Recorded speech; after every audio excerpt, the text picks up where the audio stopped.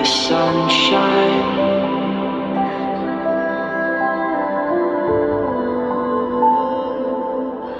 What is up, guys? Welcome to Coffee Thoughts episode 54. Thank you so much for watching. I hope you're having a great week.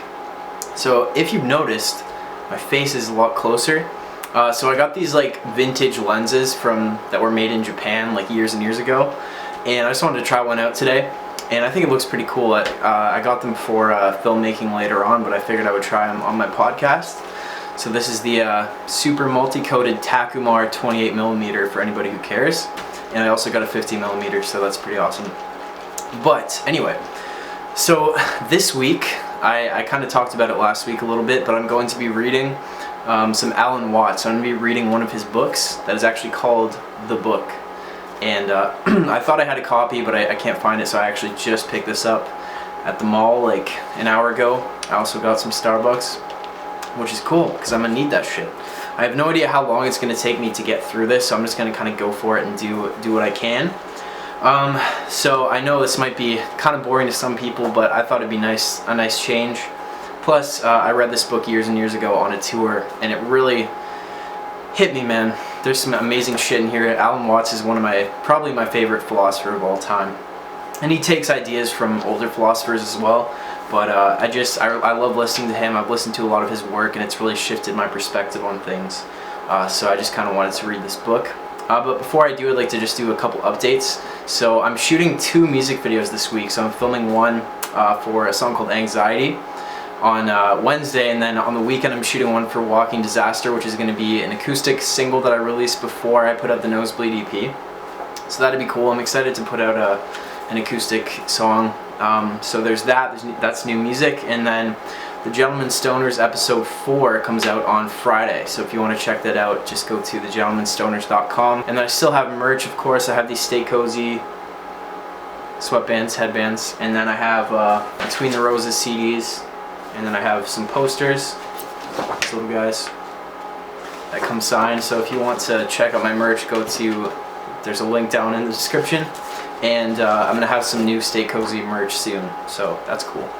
But that's about it, I think. We got some Starbies, we got a book. Let's get cozy, alright? Oh, and also, by the way, I started doing streams on YouNow again, so if you want to see me live stream, follow me on YouNow. So I decided I'm just going to start with a chapter that is a little more to the point of what I want to talk about, because this book is pretty long, and I'm probably not going to be able to read the entire thing. So I just kind of want to start with this. This is chapter 2. It's called The Game of Black and White. So let's do it. When we were taught 1, 2, 3 and ABC, few of us were ever told about the game of black and white. Consider first that all your 5 senses are differing forms of one basic sense, something like touch. Seeing is highly sensitive touching. The eyes touch or feel light waves and so enable us to touch things out of reach of our hands.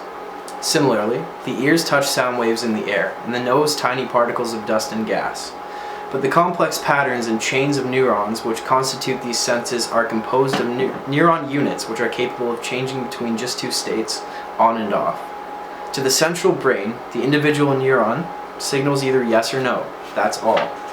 But as we know from computers which employ binary arithmetic in which the only figures are 0 and 1, these simple elements can be formed into the most complex and marvelous patterns.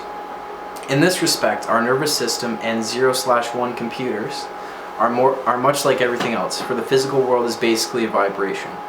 Whether we think of this vibration in terms of waves or particles, or perhaps wavicles, we never find the crest of a wave without a trough, or a particle without an interval, or space, between itself and the others. In other words, there is no such thing as a half wave or a particle all by itself without any space around it. There is no on without off, no up without down.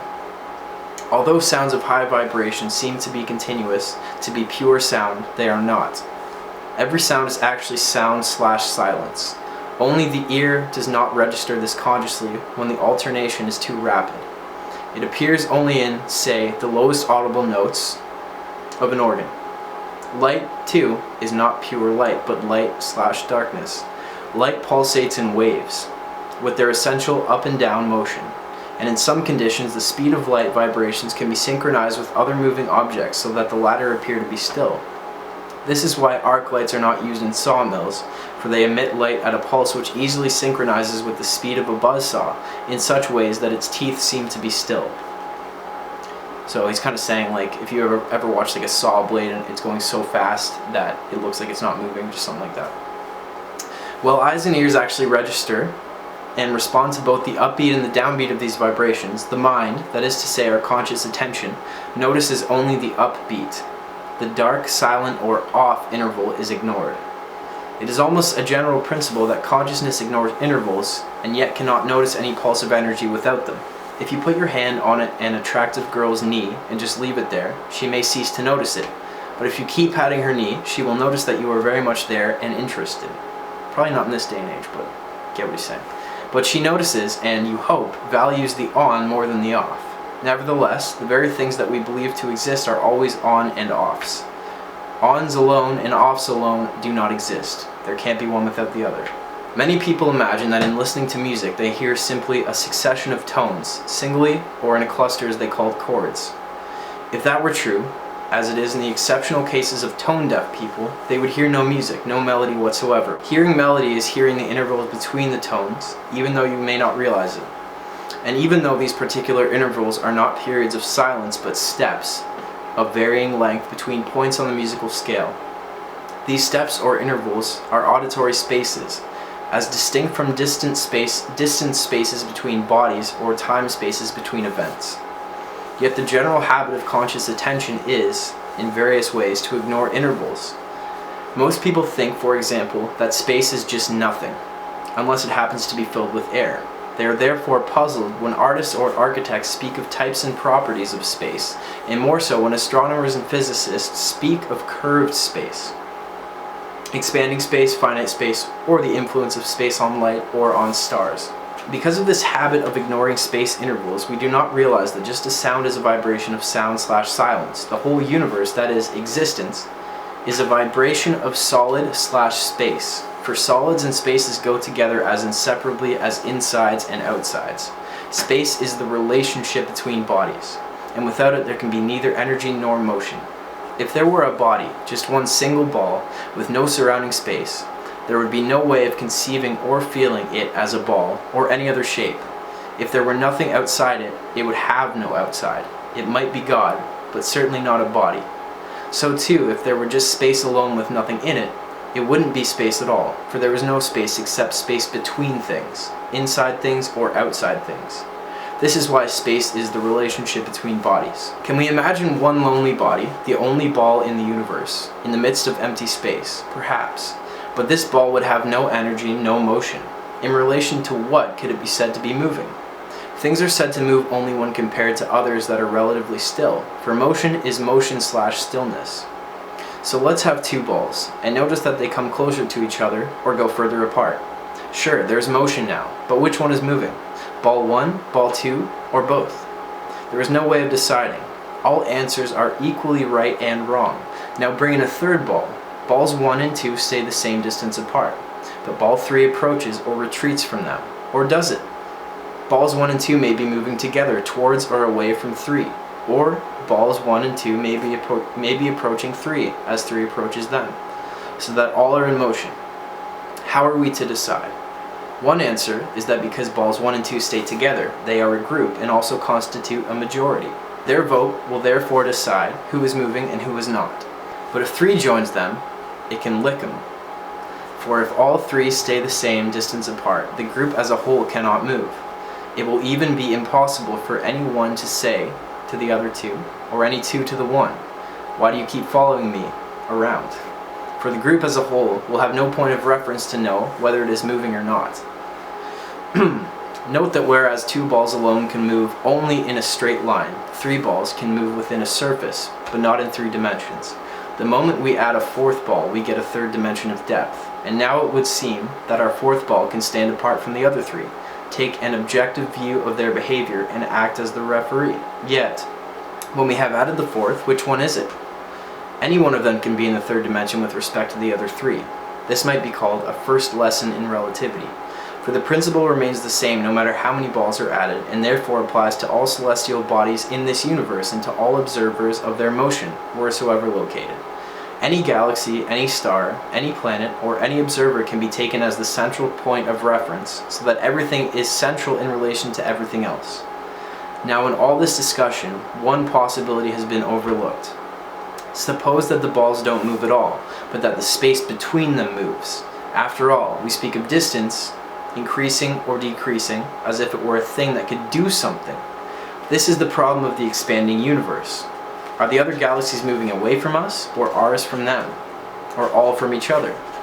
Astronomers are trying to settle the problem by saying that space itself is expanding, but again, who is to decide? What moves, the galaxies or the space? The fact that no decision can be reached is itself the clue to the answer. Not just that both the galaxies and space are expanding as if they were two different agents, but that something which we must clumsily call galaxy/space or solid/space is expanding. The problem comes up because we ask the question in the wrong way. We suppose that solids were one thing and space quite another, or just nothing whatsoever. Then it appeared that space was no mere nothing, because solids couldn't do without it. But the mistake in the beginning was to think of solids and space as two different things, instead of as two aspects of the same thing. The point is that they are different but inseparable, like the front end and the rear end of a cat. Cut them apart and the cat dies. Take away the crest of the wave and there is no trough. A similar solution applies to the ancient problem of cause and effect. We believe that everything or every event must have a cause, that is, some other thing or event, and that it will in turn be the cause of other effects. So how does a cause lead to an effect? To make it much worse, if all that I think or do is a set of effects, there must be causes for all of them going back into an indefinite past. If so, I can't help what I do. I am simply a puppet pulled by strings that go back into times far beyond my vision. Again, this is a problem which comes from asking the wrong question. Here is someone who has never seen a cat. He is looking through a narrow slit in a fence, and on the other side, a cat walks by. He sees first the head, then the less distinctly shaped furry trunk, and then the tail. Extraordinary! Extraordinary! The cat turns around and walks back, and again he sees the head, a little later, the tail. This sequence begins to look like something regular and reliable. Yet again, the cat turns around and he witnesses the same regular sequence, first the head and later the tail. Thereupon, he reasons that the event head is the invariable and necessary cause of the event tail, which is the head's effect.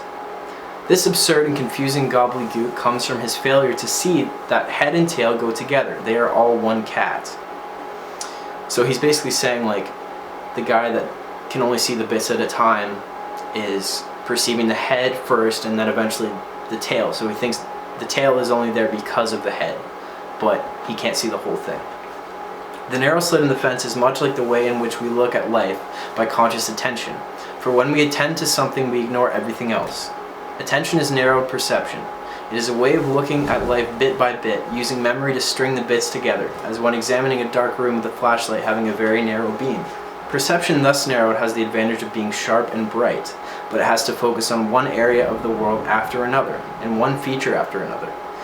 And where there are no features, only space or uniform surfaces, it somehow gets bored and searches about for more features. Attention is therefore something like a scanning mechanism in radar or television. And Norbert Wiener and his colleagues found some evidence that there is a similar process in the brain. But a scanning process that observes the world bit by bit soon persuades its user that the world is a great collection of bits, and these he calls separate things or events. We often say that you can only think of one thing at a time. The truth is that in looking at the world bit by bit, we convince ourselves that it only consists of separate things, and so give ourselves the problem of how these things are connected and how they cause and affect each other. The problem would never have arisen if we had been aware that it was just our way of looking at the world which had chopped it up into separate bits, things, events, causes, and effects. We do not see that the world is all of a piece like the head-tailed cat. We also speak of attention as noticing. To notice is to select, to regard some bits of perception or some features of the world as more noteworthy, more significant than others. To these we attend, and the rest we ignore, for which reason conscious attention is at the same time ignorance, despite the fact that it gives us a vividly clear picture of whatever we choose to notice. Physically, we see, hear, smell, taste, and touch innumerable features that we never notice. You can drive 30 miles, talking all the time to a friend. What you noticed and remembered was the conversation, but somehow you responded to the road, the other cars, the traffic lights, and heaven knows what else without really noticing, or focusing your mental spotlight upon them. So too, you can talk to someone at a party without remembering, for immediate recall, what clothes he or she was wearing, because they were not noteworthy or significant to you. Yet certainly your eyes and nerves responded to those clothes you saw but did not really look. It seems that we notice through a double process in which the first factor is a choice of what is interesting or important. The second factor, working simultaneously with the first, is that we need a notation for almost anything that can be noticed. Notation is a system of symbols, words, numbers, signs, simple images, musical notes, letters, ideographs, and scales for dividing and distinguishing variations of color or of tones. Such symbols enable us to classify our bits of perception. They are the labels on the pigeonholes into which memory sorts them, but it is most difficult to notice any bit for which there is no label. Eskimos have 5 words for different kinds of snow, because they live with it and it is important to them. But the Aztec language has but 1 word for snow, rain, and hail. What governs what we choose to notice? The first, which we shall have to qualify later, is whatever seems advantageous or disadvantageous for our survival, our social status, or the security of our egos. The second, again working simultaneously with the first, is the pattern and the logic of all the notation symbols which we have learned from the others, from our society and our culture. It is hard indeed to notice anything for which the languages available to us, whether verbal, mathematical, or musical, have no description. This is why we borrow words from foreign languages. There is no English word for a type of feeling which the Japanese call yugen. I don't know if I pronounced that right. And we can only understand by opening our minds to situations in which Japanese people use the word. I'm just going to read what that word is translated to. Yugen, to watch the sun sink behind a flower-clad hill, to wander on in a huge forest without thought of return, to stand upon the shore and gaze after a boat that disappears behind distant islands, to contemplate the flight of wild geese seen and lost among the clouds. So to me it sounds like it's kind of the feeling of just like wonder. I don't know. That's cool. I like that. There must then be numberless features and dimensions of the world to which our senses respond without our conscious attention, let alone vibrations, such as cosmic rays having wavelengths to which our senses are not tuned at all. To perceive all vibrations at once would be pandemonium, just like when someone slams down all the keys of the piano at the same time. But there are 2 ignored factors which can very well come into our awareness, and our ignorance of them is the mainstay of the ego illusion and the failure to know that we are each the one self in disguise.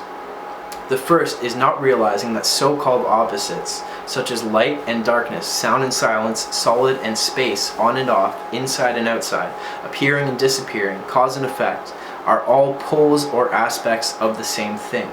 But we have no word for that thing, save such vague concepts as existence, being, God, or the ultimate ground of being. For the most part, these remain nebulous ideas without becoming vivid feelings or experiences. So we're trying to label this kind of oneness, but we can't really. The second, closely related, is that we are so absorbed in conscious attention, so convinced that this narrowed kind of perception is not only the real way of seeing the world, but also the very basic sensation of oneself as a conscious being, that we are fully hypnotized by its disjointed vision of the universe. We really feel that this world is indeed an assemblage of separate things that have somehow come together, or perhaps fallen apart, and that we are each only one of those things. We see them all alone, born alone, dying alone, maybe as bits and fragments of a universal whole, or expendable parts of a big machine. Rarely do we see all so-called things and events going together, like the head and tail of the cat, or as the tones and inflections, rising and falling, coming and going, of a single singing voice. In other words, we do not play the game of black and white, the universal game of up/down, on and off, solid in space, and each and all. Instead, we play the game of black versus white, or more, usually, white versus black. For, especially when the rates of vibration are slow, as with day and night or life and death, we are forced to be aware of the black or negative aspect of the world. Then, not realizing the inseparability of the positive and negative poles of the rhythm, we are afraid that black may win the game, but the game, White must win is no longer a game. It is a fight haunted by a sense of chronic frustration because we are doing something as crazy as trying to keep the mountains and get rid of the valleys. So she's saying, like, you need both. You can't ever have life without death. You can't have mountains without valleys, but we're always trying to maintain just the up or the positive that we just are pushing, that we're always afraid of the valley or the darkness. The principal form of this fight is life versus death, the so-called battle for survival, which is supposed to be the real serious task of all living creatures. This illusion is maintained, A, because the fight is temporarily successful, in brackets we go on living until we don't, and B, because living requires effort and ingenuity, though this is also true of games as distinct from fights. So far as we know, animals do not live in constant anxiety about sickness and death as we do, because they live in the present. Nevertheless, they will fight when in hunger or when attacked. We must, however, be careful of taking animals as models of perfectly natural behavior. If natural means good or wise, human beings can improve on animals, though they do not always do so. But human beings, especially in Western civilization, make death the great boogeyman, I think. This has something to do with the popular Christian belief that death will be followed by the dreaded last judgment, when sinners will be consigned to the temporary horrors of purgatory or the everlasting agony of hell. More usual today is the fear that death will take us into everlasting nothingness, as if that could be some sort of experience, like being buried alive forever. No more friends, no more sunlight, no more birds, no more love or laughter, no more ocean and stars, only darkness without end. And he has the poem, do not go gentle into that good night, rage, rage, against the dying of the light. Imagination cannot grasp the simple nothingness, and must therefore fill the void with fantasies, and as in experiments with sensory deprivation, where subjects are suspended weightlessly in sound in light-proof rooms. When death is considered the final victory of black over white in the deadly serious battle of white must win, the fantasies which fill the void are largely ghoulish. Even our popular fantasies of heaven are on the grim side, because the usual image of God is a very serious and awesome grandfather. Awesome as in like older meaning of that word. Enthroned in a colossal church, and of course in church one may rejoice, but not have real rip-roaring fun. Who wants to be stuck in church wearing a surplice and singing Alleluia forever? Of course, the images are strictly symbolic, but we all know how children feel about the old-time Protestant Sabbath and God's good book bound in black with its terrible typography. Intelligent Christians outgrow this bad imagery, but in childhood it has seeped into the unconscious, and it continues to contaminate our feelings about death.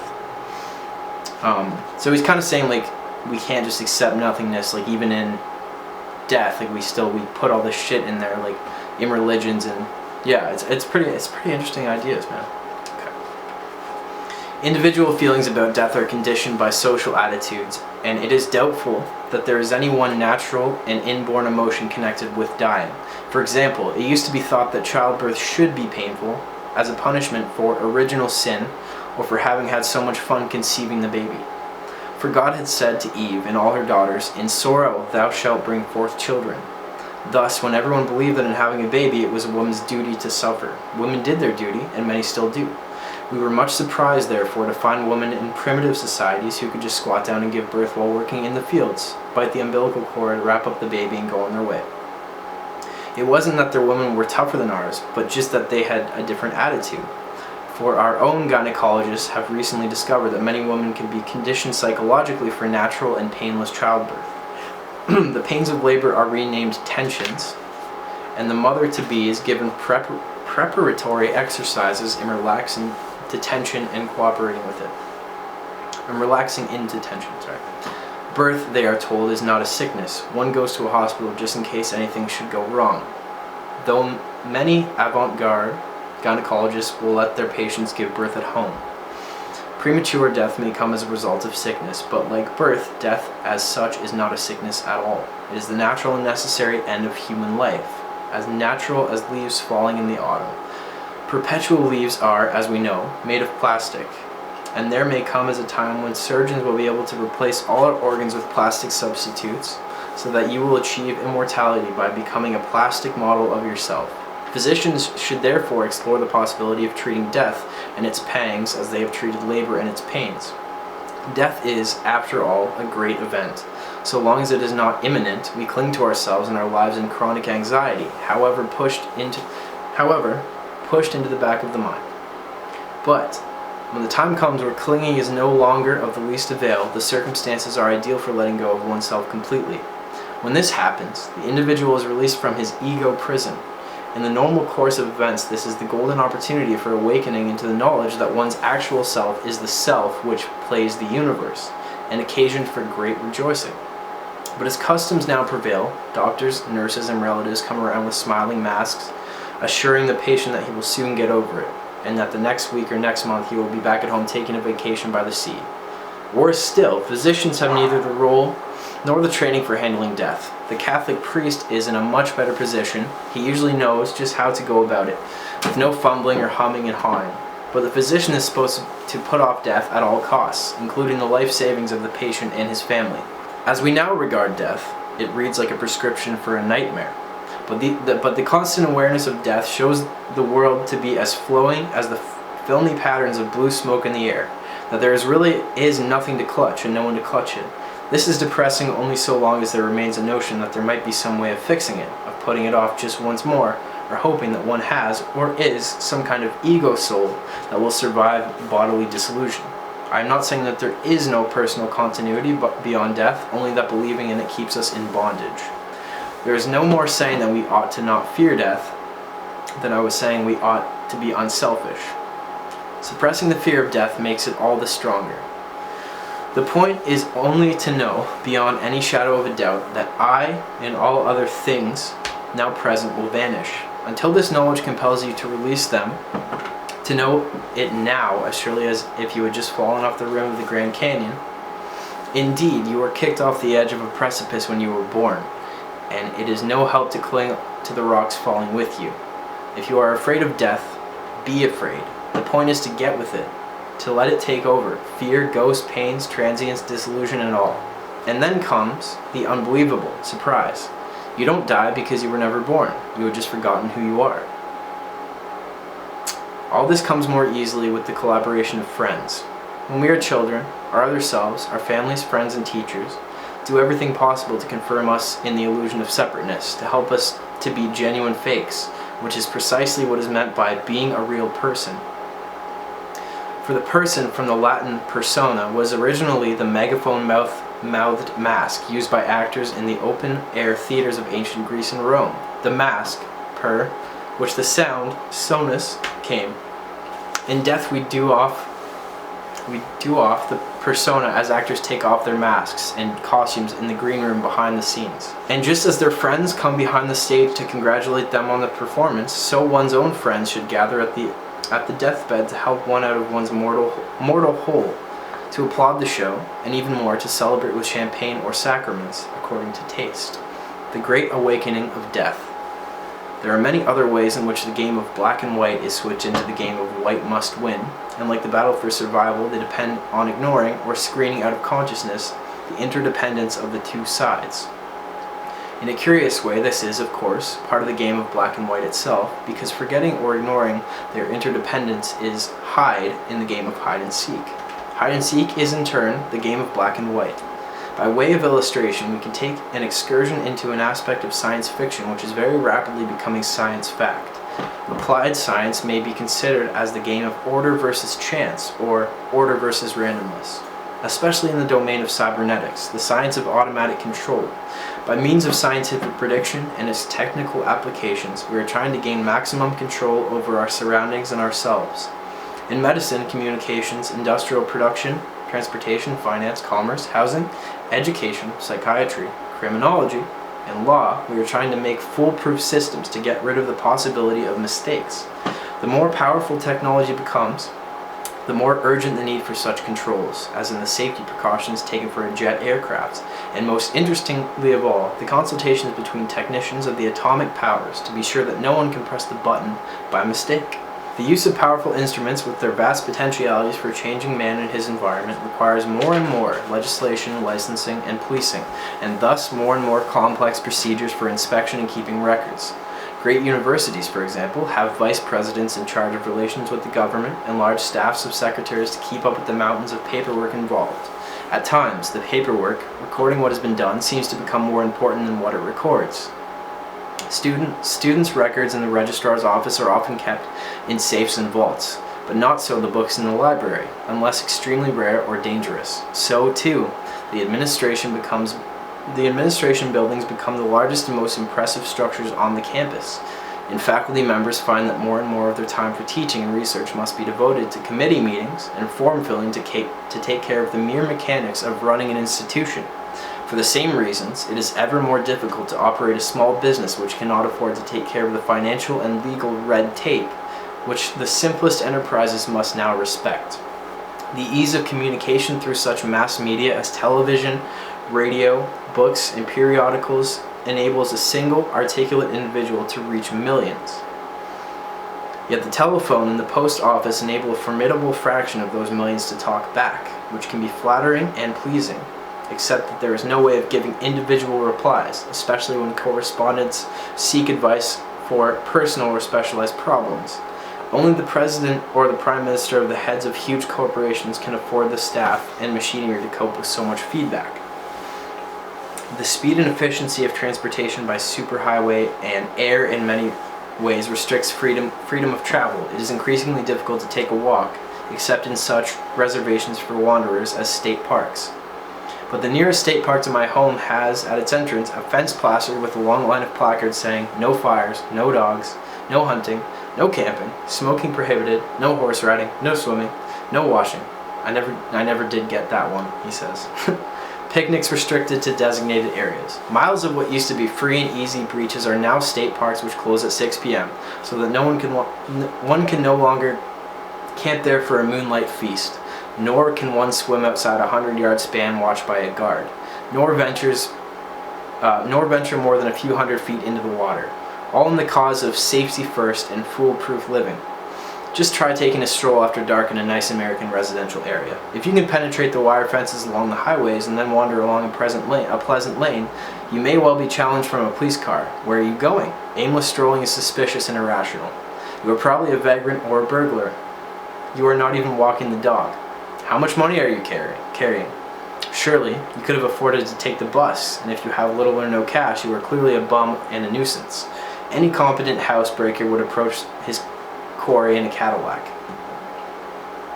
Orderly travel now means going at the maximum speed for safety from point to point, but most reachable points are increasingly cluttered with people and parked cars, so less worth going to see, and for similar reasons it is even more inconvenient to do business in the centers of our great cities. Real travel requires a maximum of unscheduled wandering, for there is no other way of discovering surprises and marvels which, as I see it, is the only good reason for not staying at home. As already suggested, fast intercommunication between points is making all points the same point. Waikiki Beach is just a mongrelized version of Atlantic City, Brighton, and Miami. Despite the fact that more accidents happen in the home than elsewhere, increasing efficiency of communication and of controlling human behavior can, instead of liberating us into the air like birds, fix us to the ground like toadstools. To most of us living today, all these fantasies of the future seem most objectionable. The loss of privacy and freedom, the restriction of travel, and the progressive conversion of flesh and blood, wood and stone, fruit and fish, sight and sound into plastics and synthetic and electronic reproductions. Increasingly, the artist and musician puts himself out of business through making even more faithful and inexpensive reproduction of his original works. It is reproduction in this sense to replace biological reproduction through cellular fission or sexual union. In short, is the next step in evolution to be the transformation of man into nothing more than electronic patterns. All these eventualities may seem so remote as to be unworthy of concern, yet in so many ways they are already with us, and as we have seen, the speed of technical and social change accelerates more than we like to admit. The popularity of science fiction attests to a very widespread fascination with such questions, and so much science fiction is in fact a commentary on the present, since one of the best ways of understanding what goes on today is to extend it into tomorrow. What is the difference between what is happening on the one hand and the direction of its motion on the other? If I am flying from London to New York, I am moving westwards even before leaving the British coast. The science fiction in which we have just been indulging has, then, two important morals. The first is that if the game of order versus chance is to continue as a game, order must not win. As prediction and control increase, so in its proportion the game ceases to be worth the candle. We look for a new game with an uncertain result. In other words, we have to hide again, perhaps in a new way, and then seek it in new ways, since the two together make up the dance and the wonder of existence. Contrary, chance must not win, and probably cannot, because the order and chance polarity appears to be of the same kind as the on and off, or up and down.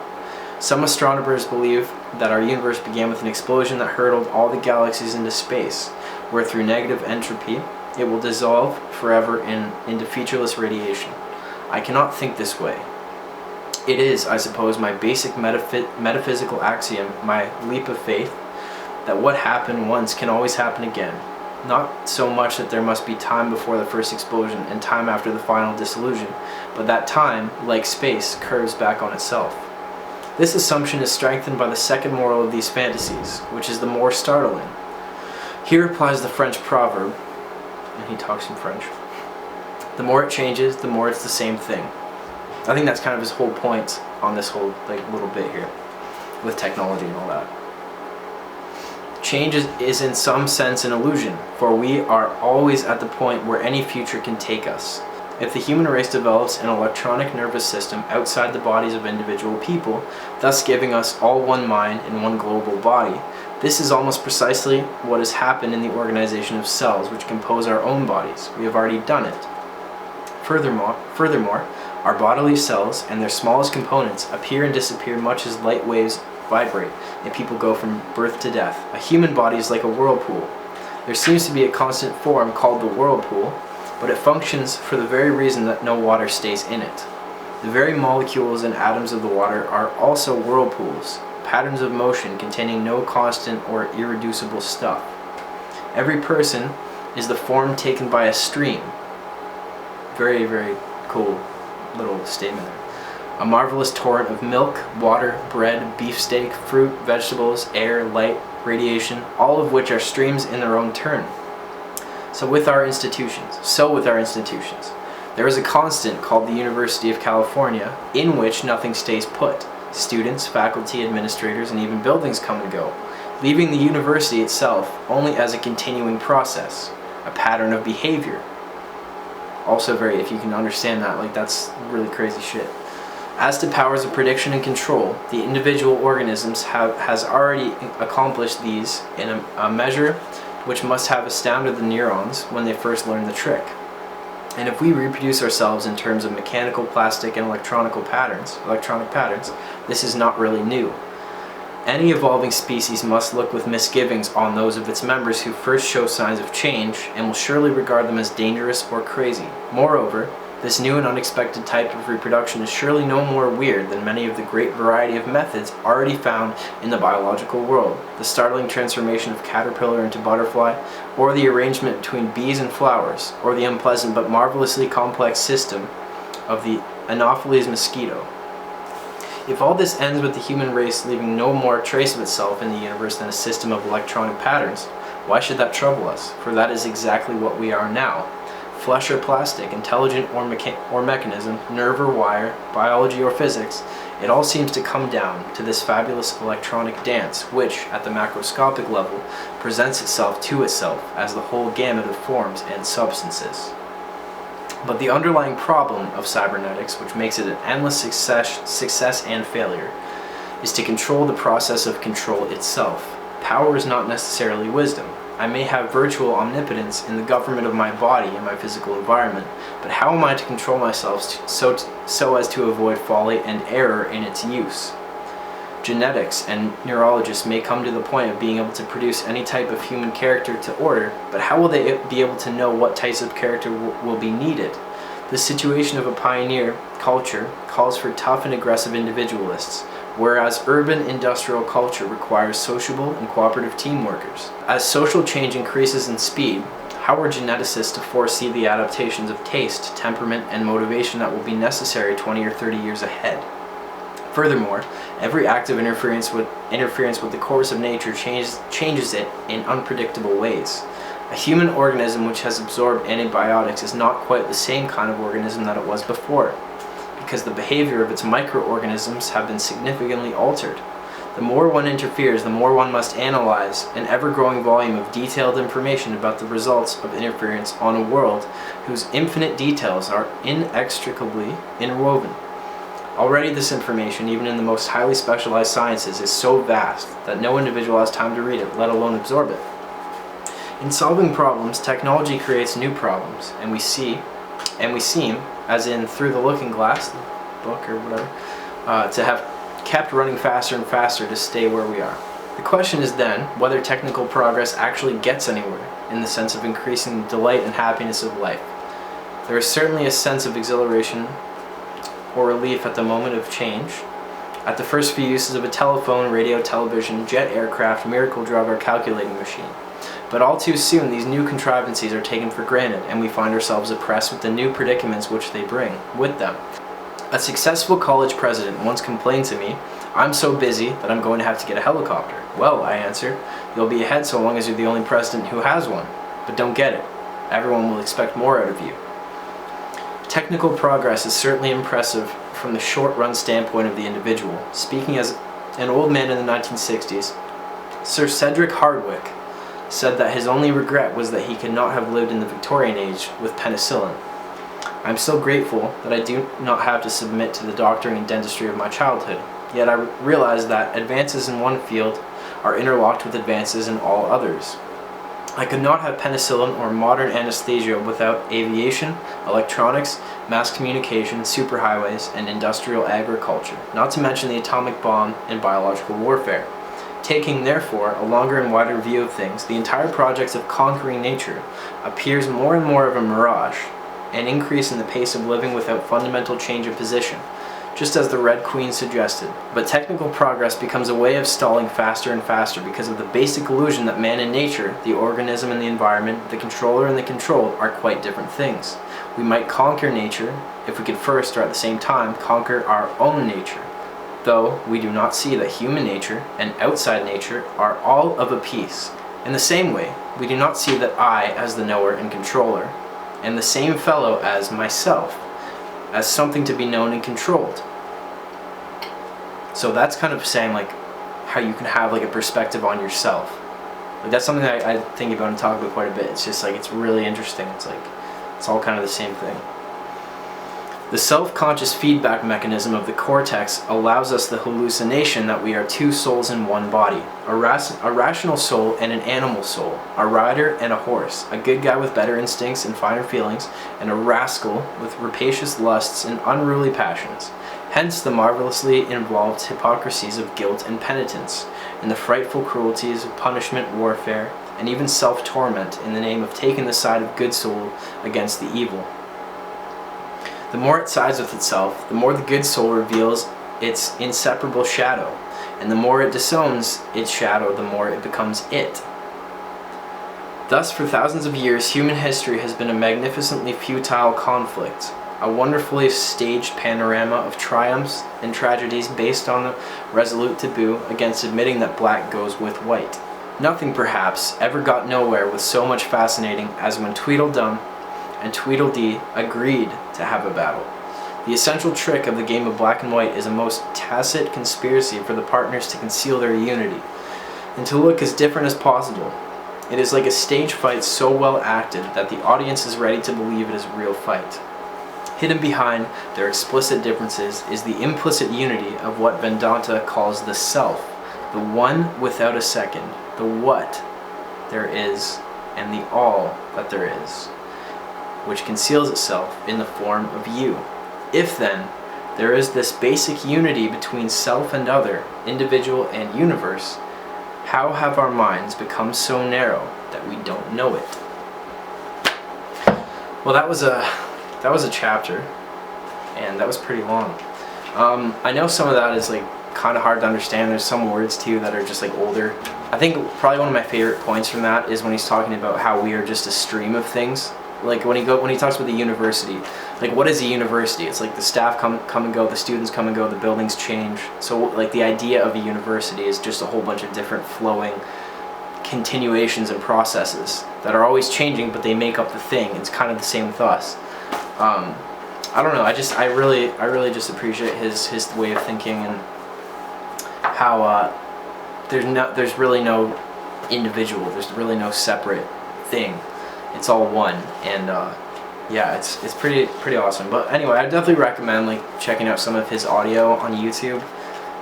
The way he speaks is just, it's a lot, it's a lot easier to understand probably than me reading. And also, I have a hard time reading for some reason. Like I read like words before each other and stuff, and like I don't know. But that was kind of nice. Hopefully some of that made sense.